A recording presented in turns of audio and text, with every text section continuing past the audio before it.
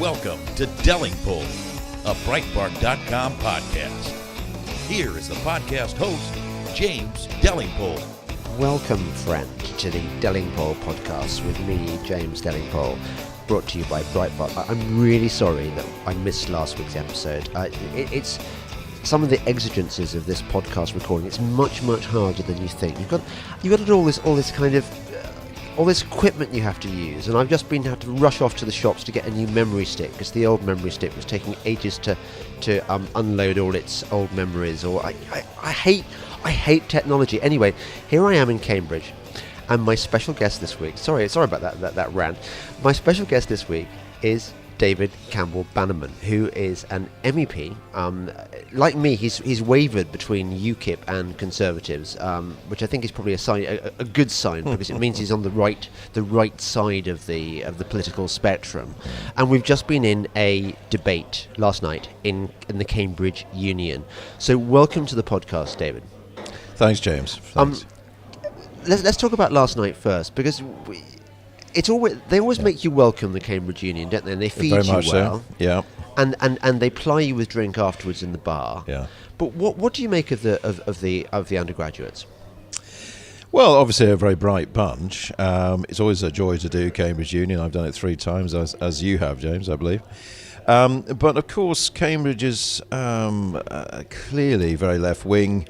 Over 73% support for Remain in the Brexit referendum, and so I think it's actually very out of touch in many ways, and that certainly came through last night at that debate. Yeah, students, they really don't know much, do they? But it's partly because their frontal lobes haven't formed. This is what always strikes me coming to Oxford and Cambridge, and indeed wherever else I go and speak, Durham, for example, is that you've got these clearly very, very bright kids, and often they're very charming, and you see them on University Challenge, you think, wow, they've absorbed so much information. But when you talk to them, there's that mix of sort of arrogance. They think like teenagers that they know absolutely everything, and at the same time an extraordinary naivety about the world. And obviously they're not going to take it from me or you. If we say to them, look young man, you really ought to have lived a bit more before you have these opinions, because I imagine that we were probably little tossers like that ourselves, weren't we? Well, I know where you're coming from. I feel, obviously, I think they feel they have to give something back, because they're obviously very privileged to be at Cambridge. And there is a feeling of... Funny you said that. Yeah. I did not get that vibe from the little snowflake, aggressive snowflake, like weaponized snowflake. I was attacked last night in the bar.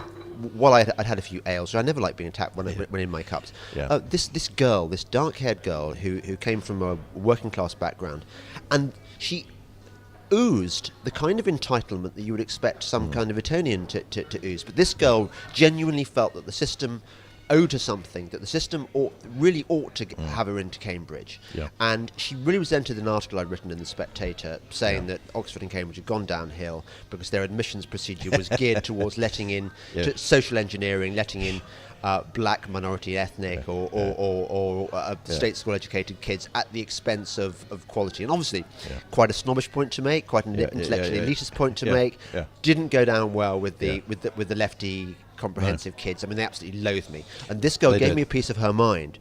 But what was interesting was that she came up to me and attacked me, and then decided that she'd found the experience of attacking me so upsetting that she ran off in tears. Yes. And then her lefty friends came up to me and ganged up on me. One had a terrible short, like she'd cut her own hair, a fringe straight across, black fringe. And this friend said that she had almost she'd wanted to no platform me. She felt I deserved to be no platform for the thing I'd written in The Spectator. And then somebody else said, you should apologise to that girl who ran off crying. And I was thinking, well, this was a sort of auto-cry thing. Yeah. So what is it with these kids? They are just weird. Well, that same girl that ran off in tears then wanted a gin and tonic off me later. So basically, it's girls not being able to hold their alcohol. Well, I think what is concerning, at Cambridge or Oxford, some of our top universities, you have people that want to no platform others. Surely they are capable more than others of challenging people intellectually. You'd think, one hopes, rather than trying to deny them basic rights. I mean, actually, I'm quite exercised about no platforming. I had a row last night with one of the others about no platforming. What, the I tall think, gay Aussie? No. Yes, I wouldn't put it those terms, but yes, I did have that. But I find it is very, very dangerous. I mean, it's an attack on freedom of speech. Tim Garton-Ash actually has got an excellent book on free speech, which I've read, and he's a right Europhile pinko, Tim Garton-Ash. He is a right, yes, but unfortunately he's sound on free speech. That's the funny thing. It's always good when the lefties say something that one agrees with, isn't it? I know. He looked rather uncomfortable when I was at the Norwich Book Festival when I complimented him on the book.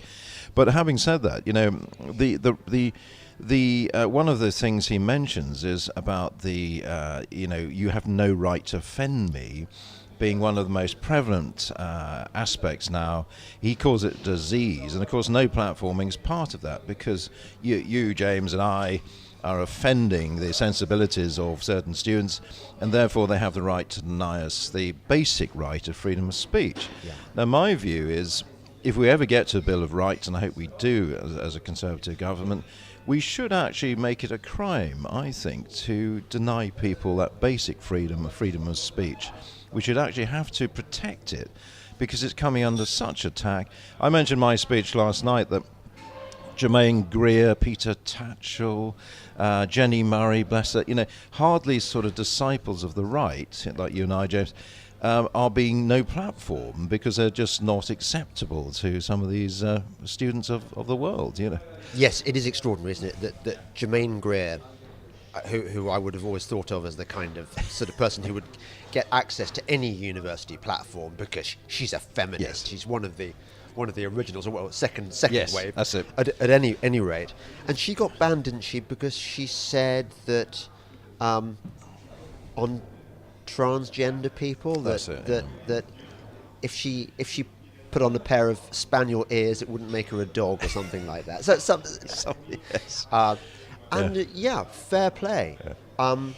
But the other thing I've noticed about students today is that, unlike our generation, when I went up to university in the 1980s, it was a bit like a more grown-up version of school.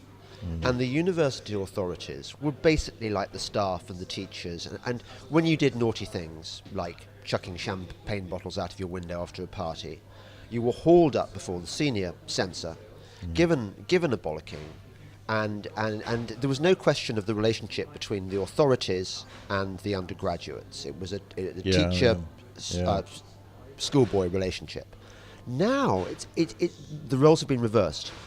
Now it seems that the university authorities feel very much that they are the servants of these scrotty little kids whose frontal lobes haven't formed, with their arrogance and their sense of entitlement, and at the same time this wheedling self-pity. And this weaponized self-pity, I think, is one of the most terrifying things about the modern student. I mean, I agree with you. I mean, I know people that run universities, they are at mercy of some crazy students and their rather extreme views, on things like sort of gender-neutral toilets in universities. I know one in York where that was a big issue, and the authorities, quite rightly, the point you just made, that they have to go along with a lot of this, and I don't understand that. Surely they're in the business of education, should be educating people, and part of that is to stand up to this nonsense, but they're so terrified of it and the consequences of being labelled as being sort of anti-whatever, that they just go along with it, and it is appalling. It's partly a funding question, isn't it? That the universities now see themselves as businesses rather than seats of learning, and they're desperate to get the money in, and also I think they're desperate not to be sued by students who for some reason claim that they haven't got the degree that they were entitled to. That entitlement word again. Yes. I mean, there is it's funny, I was at Edinburgh University when you had grants in the old days, and but then I went to American universities. I got a scholarship to University of Pennsylvania, Wharton, which was private, and fees were paid. And the attitude of the academic staff, because they were being paid, it was totally different, in the sense that if they missed a lecture, they were bent over backwards to make up for it. because the fee-paying students were in charge, and I think a lot of that has come into British universities now. Now it's they're fee-paying, and I think you're right. Who's the customer here? One of the things that really disappoints me about my old college, Christchurch, is that they had a debate, I think, a planned debate 2 years ago, which was going to be about abortion. And I think Brendan O'Neill was going to take part in it. Yeah. And some feminazi society complained about this. They said that men had no right to appear in a debate on a women's issue like abortion. It should only be for women to talk about.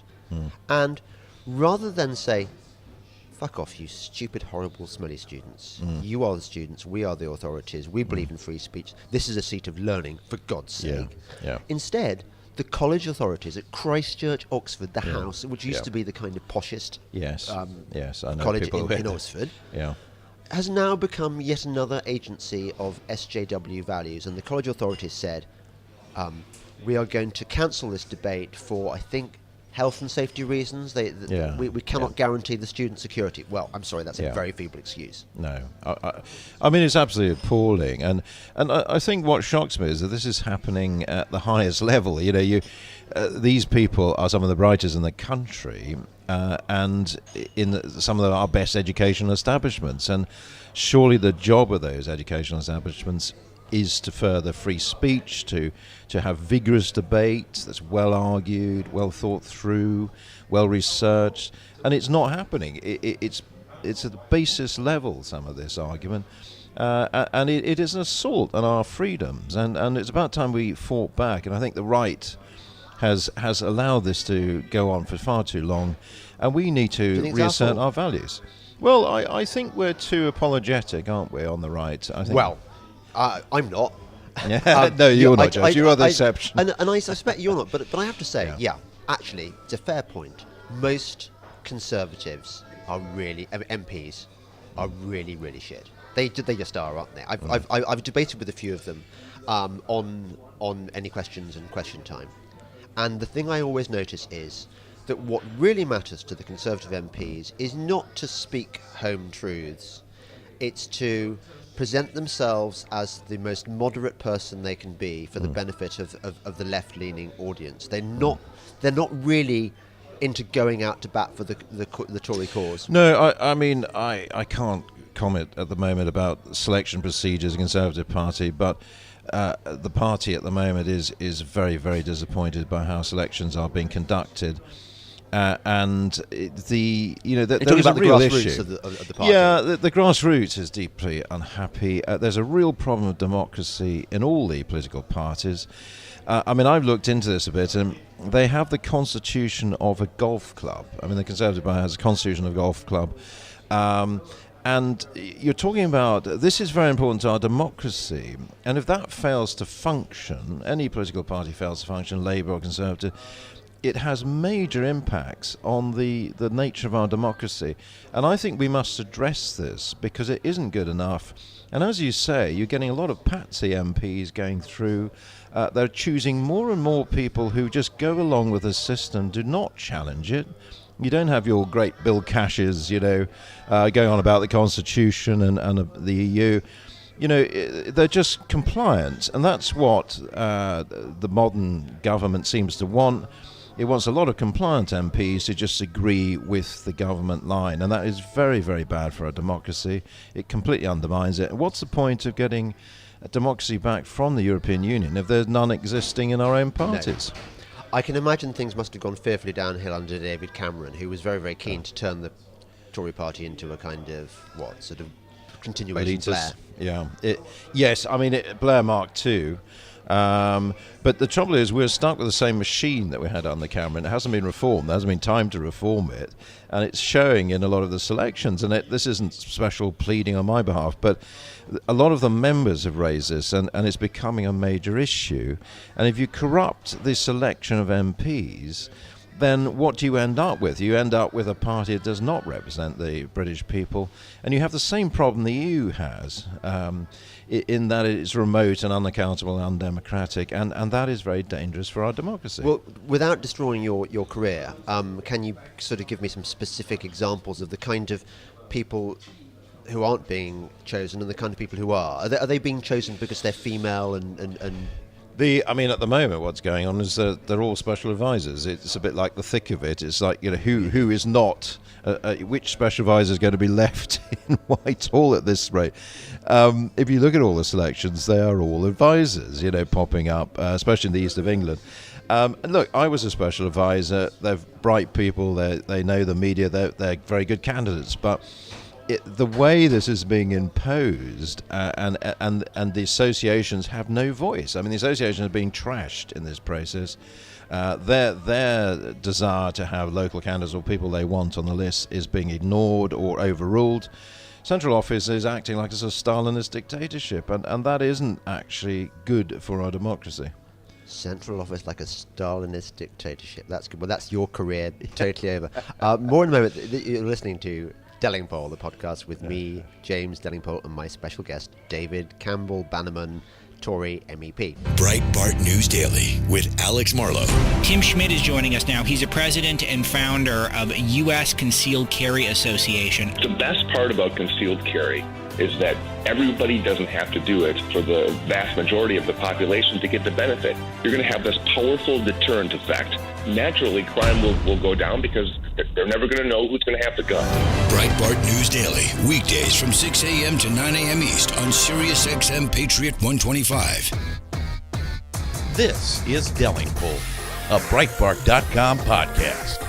Here once again is James Delingpole. Welcome back to the Delingpole podcast with me, James Delingpole, being broadcast to you from Cambridge today with my special guest, David Campbell Bannerman, MEP. David, I did at one stage flirt with the idea of becoming an MEP, but I kind of don't regret it.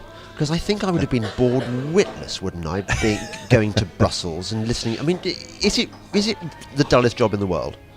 I don't think it is the dullest job in the world, no. I mean, there is a lot of technical committee work, whether you're an MP or MEP or councillor, which, it can be very tedious. But I think it's a fascinating career. You get to meet a lot of very interesting people, like yourself. But I'm great, and I'm probably the exception, aren't I? Come on, most of these are just kind of, bureaucrats.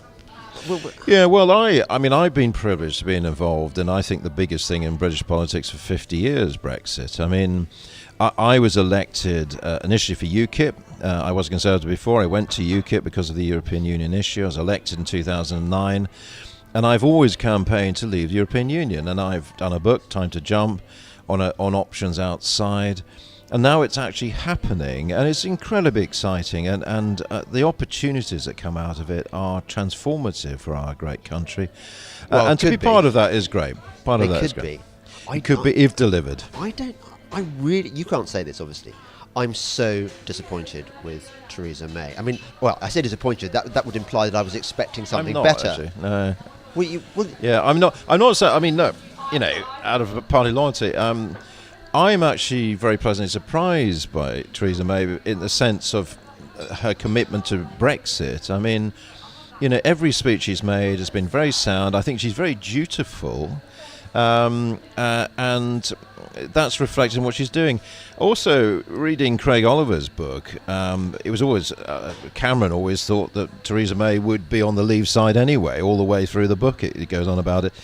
I think she was certainly very tempted by the Leave arguments, but she is very dutiful. She's listened to the British people, and she's delivering on it. And it's our best shot, James, Well, it's our only shot, I know that. It's our only shot. But do you not fear that she talks the talk, but ultimately she's going to get, after all, the city was almost entirely for Remain. Yeah. The city is a very powerful lobbying force. Yeah. They're going to come up with some bullshit explanation as to why, in order to carry on doing business with Europe, there've got to be various fudges, probably on freedom of movement, probably on all manner of things. I don't believe that Brexit does mean Brexit. I think we're going to end up with a halfway house, whatever she says. Well, obviously that depends on what deal we end up with. I'm on the Trade Committee of the European Parliament. I met Justin Trudeau recently when he signed the Canadian deal, and everything I'm picking up from Europe side and the UK side suggests we'll end up with what I call a super Canada deal, which is bigger and better than CETA, the Canadian deal, and a strategic partnership, which is the political side of these deals. That Canada's got one of those. That's where you tuck in your security and foreign affairs and defence and countering terrorism. That all goes in strategic partnership agreement.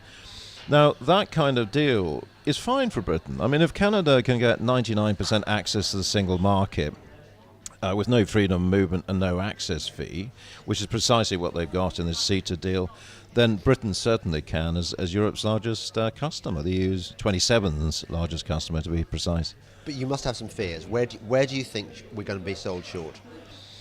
Well, there will be pressure in certain areas, absolutely, and we've got to monitor that. I think there will be battles in Parliament on the specific details, what we give away. But I think what concerns me most at the moment is we're going into this thinking the EU is in the strongest position. It's not, actually. Who's walking away? It's us. Oh, we could have a meeting. We could just destroy them. I mean, I was at the World Trade Organization a few weeks ago to actually learn more about how WTO rules model would work. Now, the reality is 6 out of 10 of the EU's largest trading partners have a WTO rules arrangement. They don't have a free trade agreement with the EU. China, 300 billion euros of goods comes into the EU without a trade agreement. United States exports more to the EU than we do without a trade agreement. Japan, India, very big economies, Russia even as well. So it's not the end of the world, and the tariffs paid could be compensated under WTO rules, legally, from the funds we reclaim from our membership of the EU, which is about 12 billion net. So 7 billion would have to go to tariff compensation, but the rest is a saving, and we have our freedom back. And do you think we're going to get our fisheries back? Yes, I believe we will, and we must do. Under international law, we have every right to. And I think the fisheries is a very exciting area because we can really rejuvenate fishing ports all around Britain, northeast Scotland, I know, right up top, Peterhead, Cornwall. They've been devastated by common fisheries policy, and we could create tens of thousands of fishing jobs overnight. Now, the point is, obviously, there is a bit of a transition on that as well, because our fishing industry is so small now, but it will have to grow. We'll have to have rights given to foreign boats. But look at the Falkland Islands. That's been very successful, the model there. Look at the Norwegian and Icelandic options. They don't discard, they don't throw fish back in the sea, 60% of catches, as happens under the common fisheries policy. So we have, I think it's one of those areas where it can be an amazing change. Yeah, I'm looking forward to when we can have a proper cod war again with Iceland. Because We lost I missed it. that. Yeah, We lost Yeah, but weren't those days? Wasn't it so much nicer in the 1970s? Wasn't the world so much? There was no. I've heard stories going all around Britain. Northern Ireland, Hull, etc., where you could walk across a harbour from boat to boat because of all the fishing boats tied up, and now it's empty. Yes. So, even if we recreated a third of our fishing fleet or whatever, it would be a huge gain. And of course, a lot of these jobs are rural jobs, which aren't easy to replace. So, again, I think that's one of the many benefits of Brexit. But I just think the main benefit is cutting red tape. 700,000 pages of EU laws. It's over-regulation. Doesn't mean we have under-regulation or no regulation. But there's a lot of waste in the system of over-regulation, which we strip out. Yeah. So we're going to be richer. Well, all the things that we voted for, we're going to be richer and freer. Nevertheless, okay, can I tell you what my other fear about Theresa May? My other fear is that, okay, so maybe she will give us Brexit. But it seems to me that Brexit is the chunk of red meat that she is tossing to real conservatives like you and me. Mm-hmm. In allowing her to advance any number of policies which I would consider liberal, lefty, authoritarian, state, big government, ghastly policies that have nothing to do with conservatism. For example, Philip Hammond is itching, we can see, to raise taxes. He wants to. He doesn't believe in the Laffer curve. He doesn't believe that if you reduce taxes, you get more government receipts in the exchequer. I'm not sure. I'm not sure that is true. I mean, it's clearly what they want to take out are specific commitments, maybe the triple lock as well on pensions, etc. Clear financial commitments out the manifesto. Just not that because you want to suddenly raise taxes right, left and centre, you just don't want to give a false indication to the British people in a manifesto. I don't know the economic background to that, but I don't think there's a huge impetus towards raising taxes, but I think it's more about getting rid of some of these targets which are all very well, but actually have quite a major impact on other finances, in the public sector. So, I think it's sensible that we don't sign up to things we can't deliver on. Well, you say that, but you're I'd say you're wearing your politician's hat there. I think you're being. I am a politician. Yeah, you are a bloody politician. This is the thing. Going back to this is why I think I would totally have hated being an MEP, because I think. I don't know whether you know the story. I went through the selection process to be a UKIP MEP. I think I was probably sabotaged ultimately by Nigel. I suspect. Yeah. Apparently, the excuse given... I mean, I love Nigel, but the excuse given was that I'd failed the psychometric test. Well, I mean, if I failed, that must mean every other... I mean, how much more would all the candidates they chose have failed? Yeah,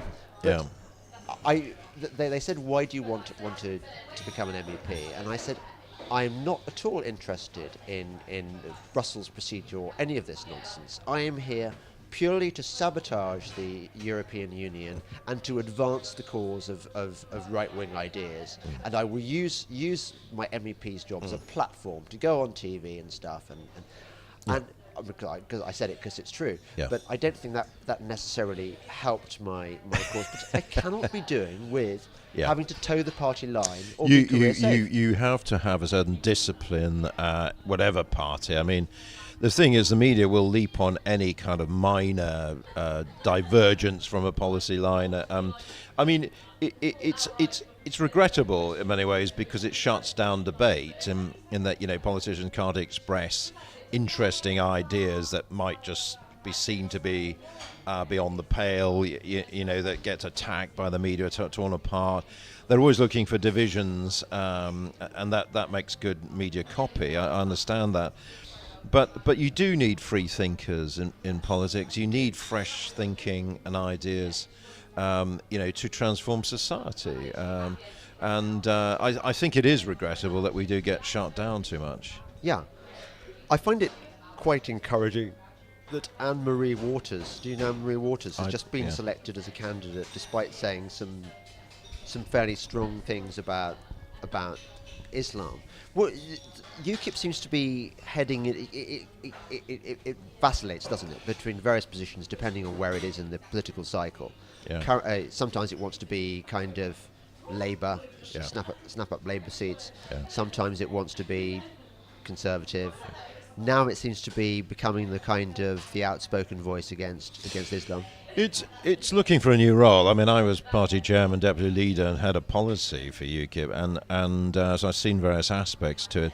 I mean, when I was with UKIP, I tried to make it a mainstream political party by having a range of policies, but Nigel didn't really believe in policies. I mean, he wanted to just keep it to Europe and immigration particularly.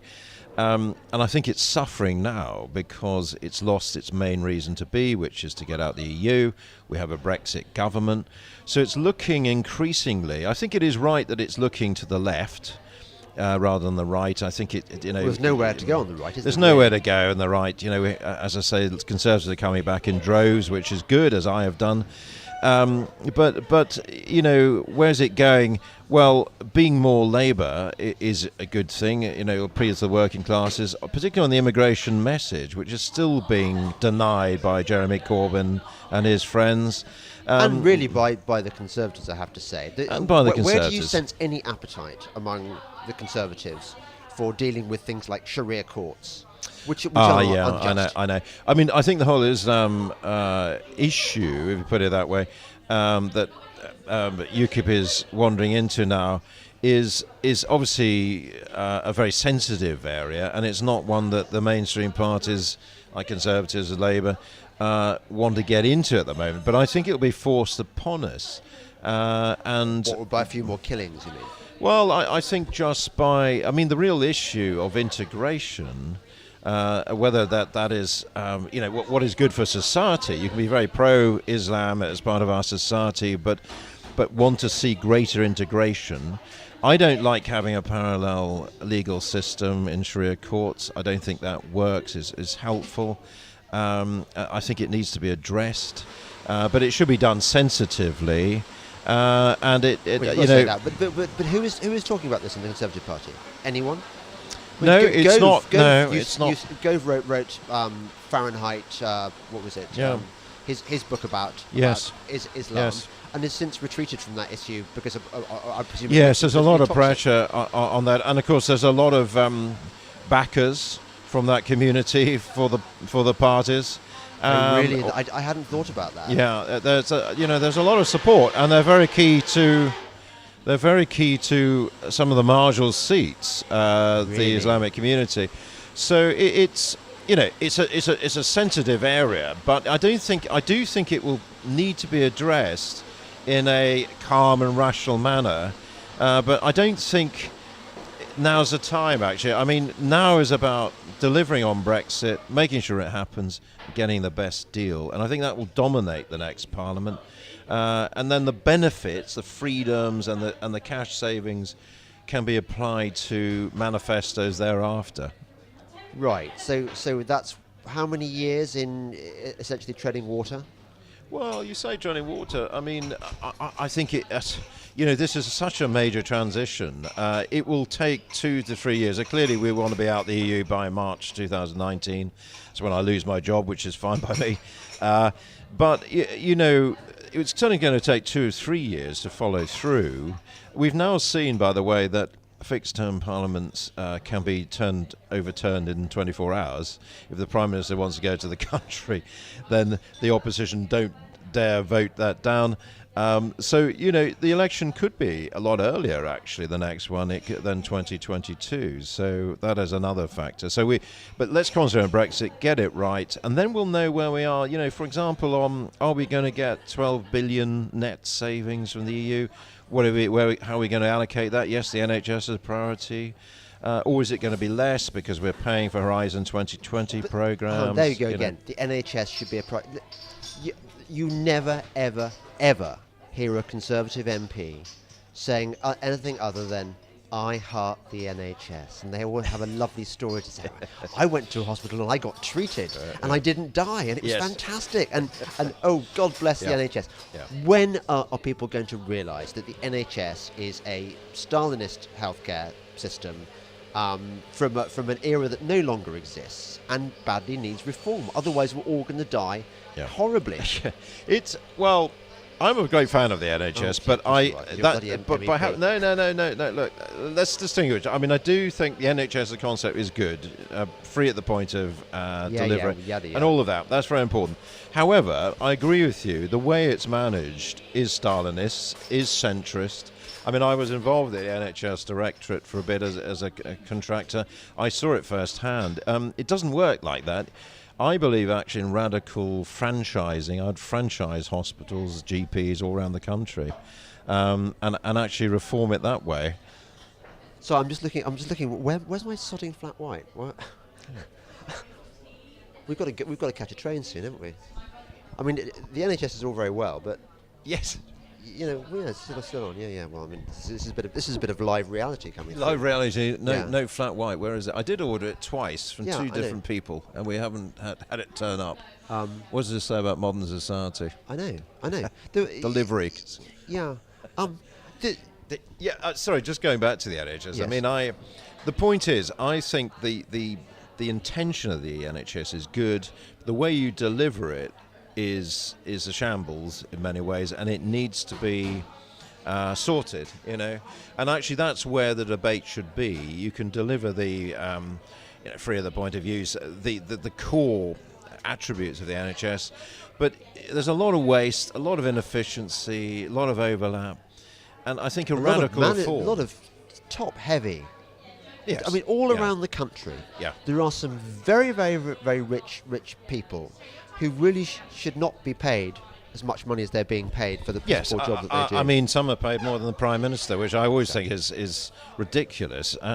That's a way of reforming. We've got to look at how we deliver that healthcare, and I think people have to contribute more in certain ways that are affordable.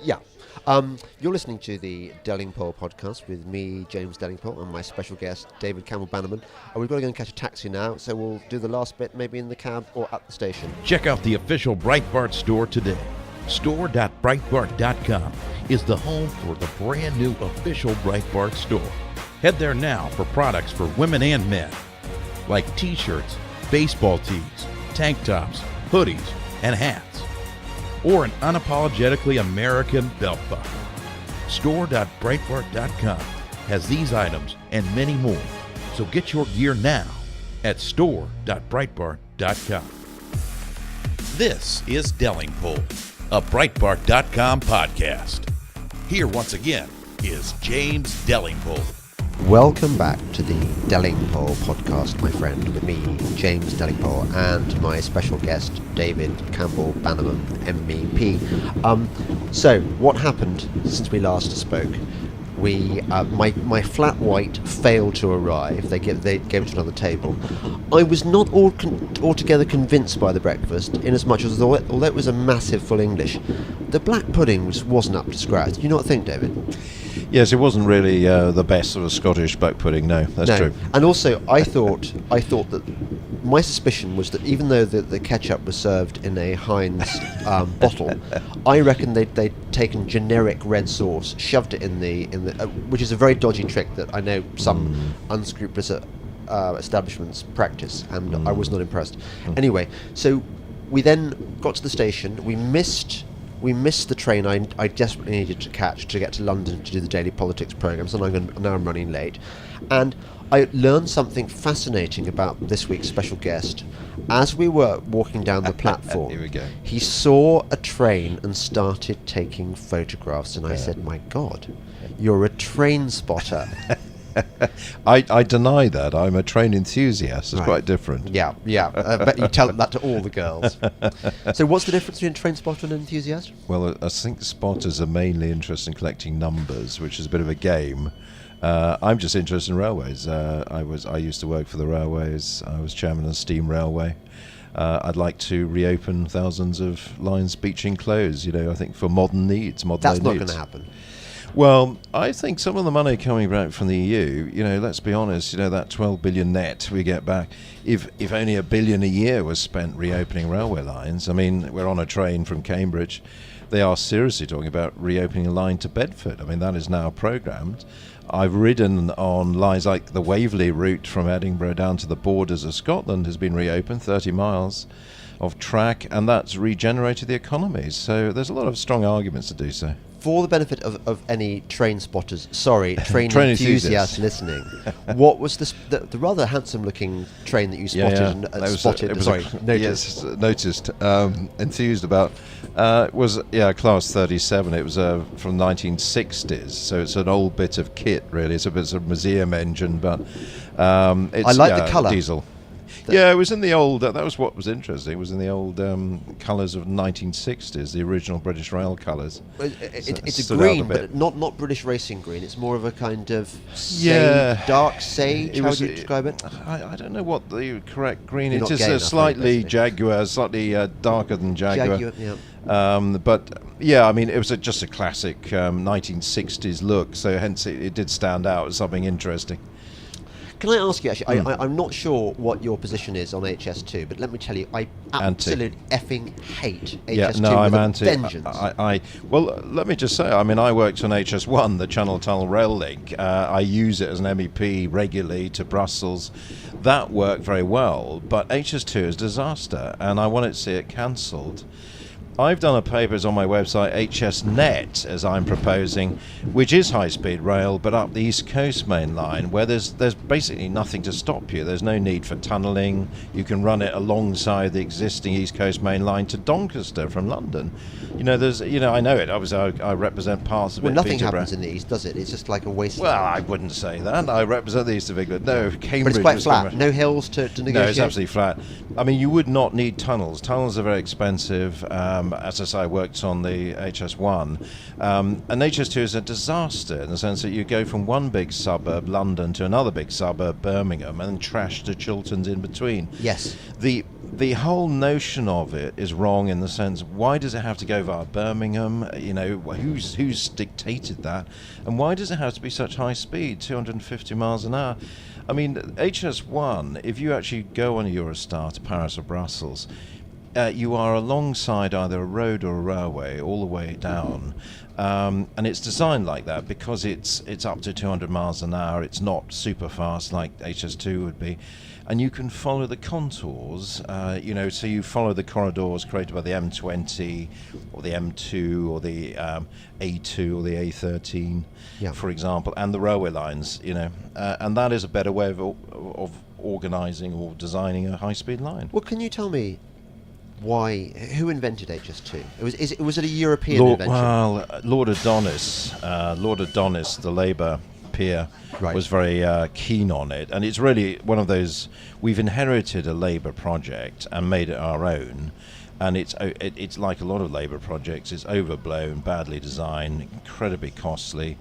You don't need high-speed HS2 to go via Birmingham. It should go up the East Coast main line. There's nothing between London and Doncaster in terms of, it's very straight, it's very flat, no tunnels required. The costs would be far, far less. If you get to Doncaster, you then have your HS3, which does make sense, going across the Pennines to Liverpool, Manchester. HS3 does make sense, and you could actually sort of connect with it via Doncaster. And meanwhile, Birmingham, well, let's have a high-speed rail line, which was originally planned to Bristol and Exeter, and you can branch off there to go up to Birmingham. So Birmingham could be served perfectly adequately in other ways. You're getting quite train-spotterish. I'm getting quite technical. You are getting quite technical. But can I say, although it's quite poor podcasting, actually, what it shows is that because you were telling me earlier on the platform that you actually were the guy who designed the rail franchise system. Absolutely, you can blame me or praise me. Yeah. No, well, I happen to have a very good franchise running my section you've got of one railway. of the best. Chilterns, which is really good. And I love gloating about the miseries of the people who live on Southern, which has been dogged by all manner of disasters. Yes, no one gets home on time, do they? No, I mean Southern is. But that's a classic old school union dispute, and it will spread. It's spreading to the north. It's just about driver-only operation. I mean, we're sitting on a train here which is operated by a driver alone. There's no guard on this train, for example. Perfectly safe. But it's really the old unions at work. RMT have a massive fund. They have millions in the funds to fight to keep people on board trains. Now, there is a role for people on trains, absolutely, but you don't actually need them to shut the doors. If they had their way, they'd still be having wheel tappers, wouldn't they? Yes. Well, they used to have, for a long time, in diesel trains like the one we touched on earlier, you'd actually have a fireman sitting in the cab with the driver, even though there was no fire. Yes. And this was a classic union, two men in the cab was a classic union device. That is extraordinary. God, is the sound dropping out? This is one of the things that bloody annoys me about having to do my own technical stuff. It seems like it seems to have got quieter than it was before. Yeah. But trains, just trying to make them interesting. Because I'm more interested in not what we should do, because it's not going to happen. I'm more interested in who we can put against the wall. So you mentioned Adonis. Yeah. But I thought it was EU driven ultimately. Well, you see, this is how the EU is behind this, but they don't want to be seen to be behind it. And I've asked questions over in the European Parliament. They deny that it's been driven by the EU, but they have to admit that once HS2 is built, if it's built, it would be part of the trans-European network of the European Union. So, I mean, I'm amazed, even with my perspective, how much power is vested in the EU over transport. It dictates all our transport policy, everything we do. We've almost given up as a nation state on dictating a lot of our own laws on transport. Yeah, exactly. I read another horrible story. I don't know whether you read Christopher Booker in the Sunday Telegraph. Yes. I do. Booker tells me that as part of the carbon reduction initiative that the government is carrying on with imposing on our economy, that the train line from, I think, Bristol to London is being electrified, and because apparently that reduces carbon, because of course you can make electricity without carbon not. Yeah. And he said that the project has gone completely out of control financially, because what they forgot was that the bridges all need to be raised in order to accommodate the electric lines. Yes, it sounds right. And no one in Parliament has mentioned this. I mean, the Great Western electrification scheme is a complete disaster. I mean, it looks incredibly ugly as well. I mean, it's so badly designed. It is possible to design electrified railways that look reasonable. You know, they're not. They don't sort of destroy the landscape. I mean, there has been reaction, like in the Chilterns, to these huge gantries going up, wrecking the whole view of the Chilterns. And I think elsewhere, you know, it's very sensitive. It's the Brunel's Railway. It's a World Heritage Site, the railway. And round Bath, particular Bristol, it's a very sensitive thing, and they made a complete dog's ear of it. So tell me, which MPs have I heard in Parliament eloquently explaining why this is a problem and resisting it? I couldn't give you a name. I haven't heard about it. So are they doing their job or not? Because isn't that an area where, I mean, not being personal or anything, but I really do think that actually if a mob descended on Parliament with pitchforks, I'm not sure there's many that deserve to be spared. Jacob Rees-Mogg, about he will do. Yeah, Gove on a good day. A few others, Kate Hoey maybe, but it seems to me that last night in the debate, we were complaining about the anti-democratic nature of the European Union. Yeah. But I'm not sure that our government is much better. It doesn't seem to me that Theresa May and her Tories are answerable to anyone, nor are they doing particularly Tory things. Well, I think there's some truth in that. I mean, we've become, in my view, the national government has become just an agency of the EU. I mean, the Environment Agency is literally an agency of a lot of EU directives and regulations. That's its job in life.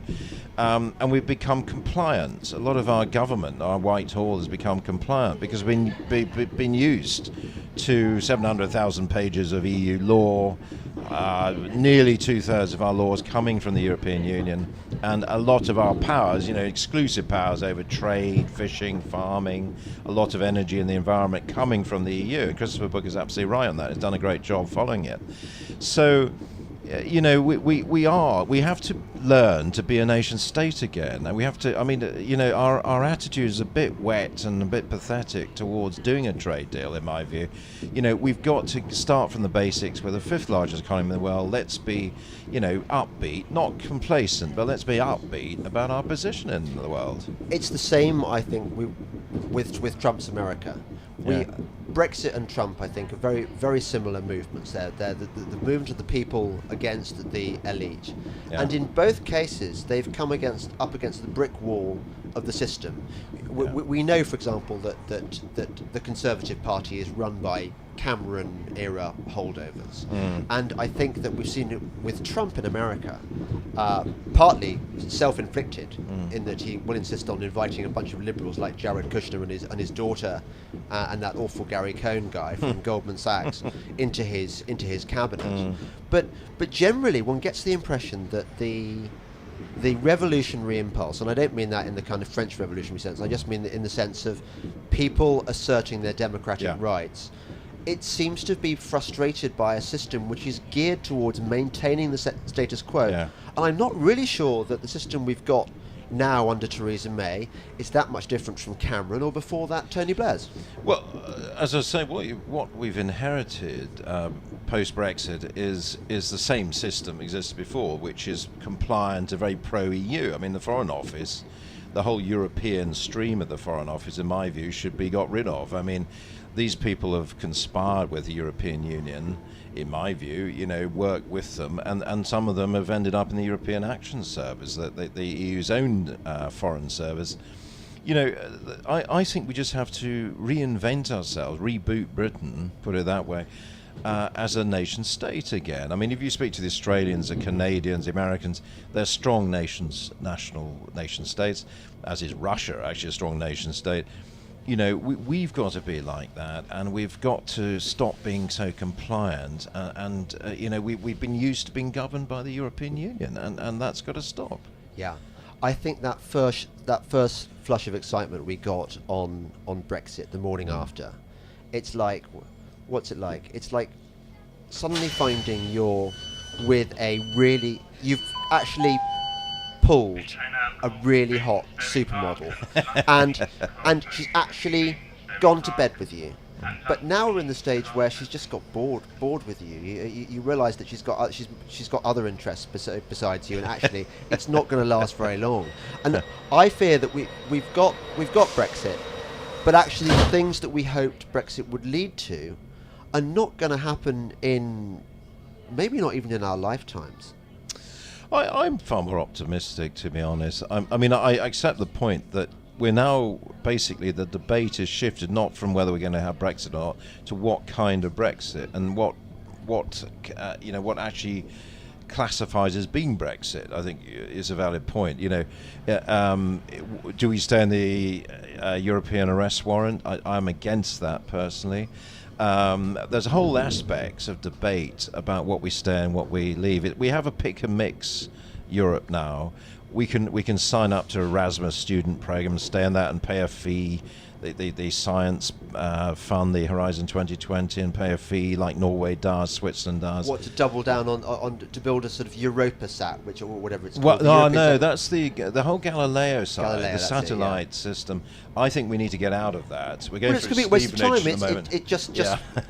The Americans have already got a system. We don't need the Galileo. No, we don't. And it was one of those crazy European projects, which was to try and take on America.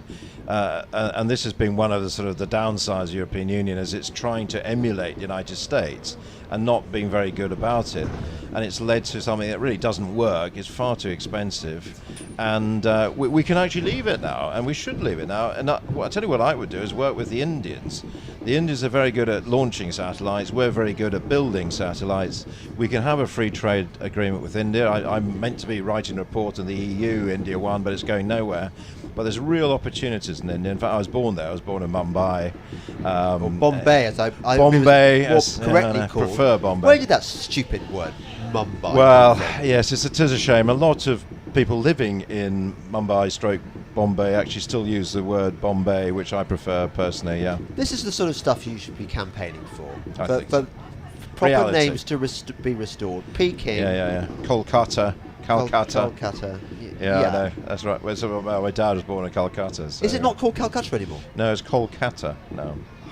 Kolkata, yeah. Please. Yeah. You'll be telling me next that Tanganyika is no longer called Tanganyika, and the Gold Coast is called something ridiculous like Ghana. Yes, it is. I'm afraid. Yes, Yeah, I know. This is a battle we have to fight, I think. And post-Brexit Britain, this is one of the new challenges facing us. Yeah. Well, thank you very much to my special guest, David Campbell Bannerman, and you're listening to me, your friend, James Delingpole, on the Delingpole podcast, brought to you by Breitbart. Till next week, thank you and goodbye.